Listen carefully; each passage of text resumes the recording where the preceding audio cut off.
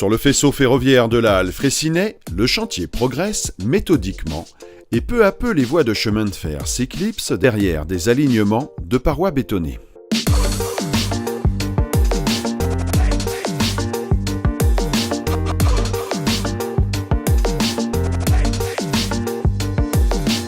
Sur la file A, on est en train de terminer le ferraillage de toute la file.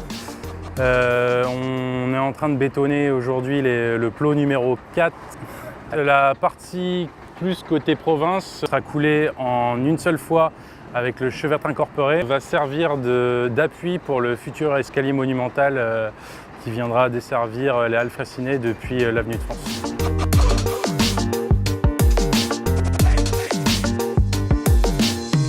Au pied de ces élévations a été aménagée une nouvelle aire de construction d'éléments qui serviront à l'élargissement de l'avenue de France.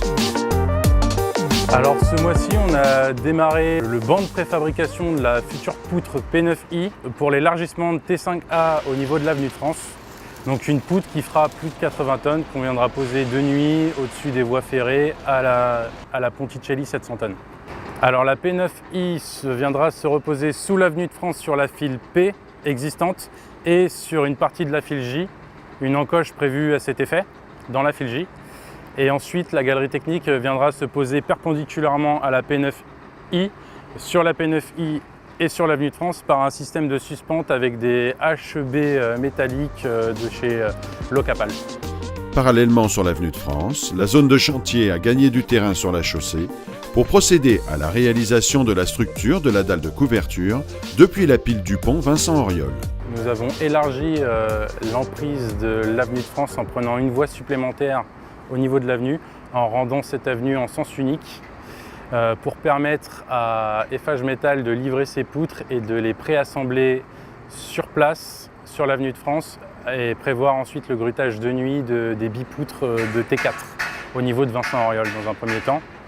Et ensuite, cette emprise nous permettra d'assembler le futur caisson qui viendra être ripé de la file H jusqu'à la file J. À l'autre bout, au centre du faisceau, les équipes du chantier, coincées entre leurs écrans de protection, s'activent jour et nuit.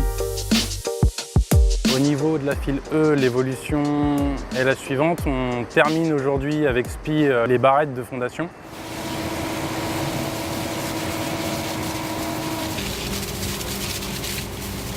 Et nous commençons à l'avancement à terrasser et à recéper les barrettes et à démolir les baignoires qui nous avaient permis de guider le forage de ces barrettes.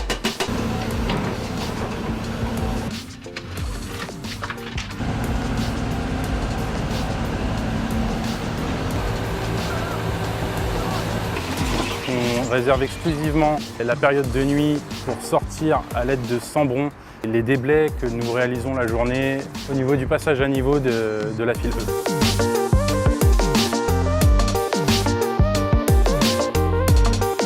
C'est aussi la nuit que SPI Fondation équipe ses 80 barrettes à raison de 2-3 poses d'armature par ITC.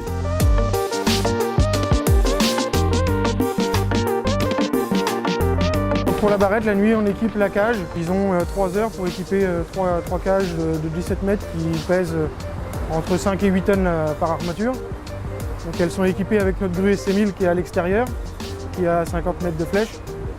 Donc ils passent les armatures par-dessus les voies et par-dessus les protections que l'on a sur les voies. Et donc ils équipent les cages avec les patins, les colonnes. Et ensuite ils mettent en circuit fermé jusqu'à ce qu'on arrive le matin à 6 heures.